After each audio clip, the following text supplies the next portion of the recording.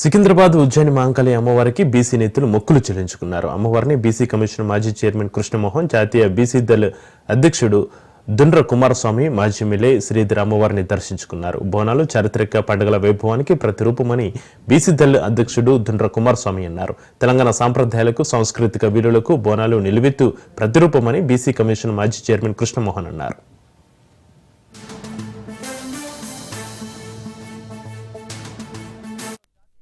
అధ్యక్షుడిని దుండ్ర కుమారస్వామి ఈ రోజు తెలంగాణ రాష్ట్రం అనగానే గుర్తొచ్చే రెండు పండుగలు అంగరంగ వైభవంగా. మొదటిది బోనాలు, రెండవది మనందరికి తెలిసిందే బతుకమ్మ. అలాగే ఈ రోజు ఆషాఢ మాసం వచ్చింది అనగానే బోనాలు ఆరంభం అవుతుంది అనేది ఒక సూచిక, ఒక ఆరంభం అని మనకు అందరికి తెలిసిందే.